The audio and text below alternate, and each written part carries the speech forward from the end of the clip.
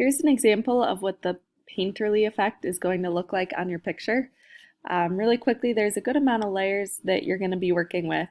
So as I go through and hide these, you can see how each layer has more and more detail as I go through them. So this first one is the most detailed layer, so we'll add that one last. And then this one has a little bit more detail. This one I'm adding back in some of the browns in the hair, and then this layer has the most detail on it. So when I take that away, this is what the first step is going to look like, and I can get rid of that black background as well.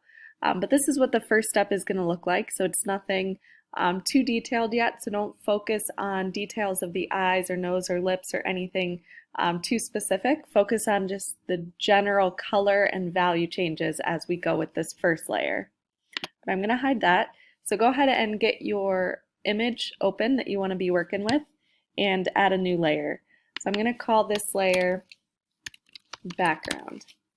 So on this new layer, I'm going to grab my eyedropper tool. So the eyedropper tool is on the left here, and this is what will allow you to select specific colors to be working with. So I'm just going to grab a color from the cheek, and then if you hit B on your keyboard, it will bring up the brush tool. And with that brush tool, now my color is that skin color that I grabbed from the cheek over here. So I'm able to start painting in different areas that color, for the most part, is located. If you want to change the size of your brush or make it bigger and smaller, remember that shortcut is underneath the delete button, those two brackets. So I'm going to make that brush a little bit bigger because, again, I'm not too focused yet on detail. So as I'm painting, you'll know when to stop adding that specific color and choose a new one when it starts to become obvious where that color starts and stops. So if you notice when I was first painting, you can't really tell that I'm adding that paint to it yet until I start to get into areas that color generally is not. So that's a pretty big section here that I'll just fill with that first color.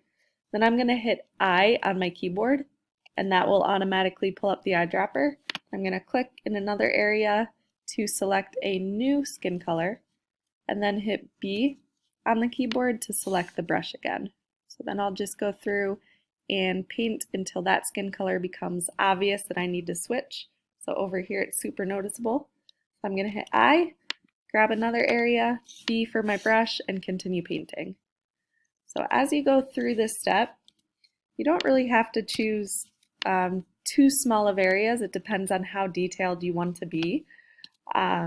You can use pretty generalized colors and still have this work out well. So don't worry too much about being overly detailed unless you want to really take your time and have a very detailed painting. So it just depends on what you're going for. But remember, as we go through these layers, they're going to become more detailed, so you'll eventually be adding more and more to it. So go ahead and just go through all of these areas and use that brush to add the color. When you get to the hair, again, don't worry too much about detail.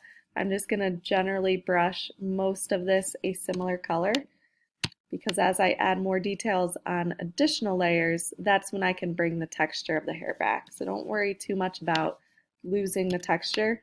Just try to brush the colors in the general direction that the lines are headed in the hair. So it's kind of coming down this way and then coming off to the side. And I'm going to go ahead and fill in the rest of this, and then we'll come back to looking at how to blend the colors together. So you'll notice as you look at this, it's not super detailed. I painted right over the eye with a skin color because you'll want that skin color in the background versus black in the background. So you can see I just did the eyedropper next to the eye, took the brush and just painted right over that. So you'll come back for additional detail. With the lips, you could almost do the same thing. I just took a little bit of the pink and red from the background. Now that all of these sections are filled in, we're going to blend them together so that it looks more like a painting style. So to do that, find where the paintbrush tool is, and then you're going to click and hold it down to find the additional options underneath, and choose the mixer brush tool. So I'm going to click on the mixer brush tool, uncheck this first box here. That way it's going to clean off your paintbrush every time you go to change it or work with it. So again, leave that first box unchecked. Everything else you can leave how it is, but keep in mind that If you wanted to play around with those settings, you could. It's just going to affect the way that the colors blend with each other. So if you wanted a brush that has more water, that's obviously going to blend the color a lot more, just like you would if you're mixing paint and you add more water to that paintbrush. So you can play around with some of those, but in general, you can keep it how it is. I'm going to adjust that brush a little bit bigger, and then I'm just going to, with the tablet, start blending these together, trying to keep the direction of the lines consistent with the form of the face. So instead of just scribbling up and down, I'm trying to follow that curve of the cheek, and I'm going to come along and try to blend this in. So you'll want to take your time and try to, again, follow those directional lines within the face here. So when I get to the lips, same thing, I'm just going to blend those. The nose, I'm not going to over blend too much. We'll come back in and do detail there. And same with if you have any darker areas around the eye, try to leave that mostly that lighter value. And then the hair, I'm going to try to blend again out towards the right to keep that direction of the hair consistent with the direction of those lines that would be underneath. I'm just going through, filling all that in and blending it. So I will finish blending this, and then we'll come back to the next step to start adding more detail. So here's everything blended in. What I'm going to do next is this next detail layer. So this is what my next layer would look like. But to do this, go ahead and add a new layer on top of the last one you were working with. And then switch back to the regular paintbrush. So I'm clicking and holding down the mixer brush to choose the regular brush tool. And then I'm going to zoom in a little bit so we can get a little more detailed. I'm going to hide that last layer I was working with so that I can see the background image. I'm going to use a very small brush so I can get that detail added. And then here I'm going to do something similar to what I started with, where I'm using the eyedropper tool to grab color from the background, switching to the brush tool to go in and add that detail. So here's the eye, for example. I'm just going to take this darker color and start adding the detail of those eyelashes. I'm going to get a darker black for those eyelashes. That detail. Switch eye. Eyedropper. Touch up a little cheek texture for the face blended.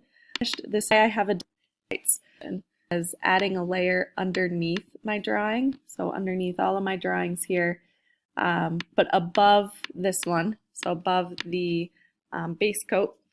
And I just painted that with the black paintbrush to fill in the background. But when you're finished, you could save this. Remember, the more layers you have, the more detail that you'll be able to add. So I definitely keep working on adding layers, finding areas that you can go back and add some detail. If you wanted to, you could even take this detailed layer, maybe go back over it with your mixer brush so that you're able to really just blend some of those areas a little bit more if you feel like it stands out too much as being textured with the paintbrush. So completely up to you how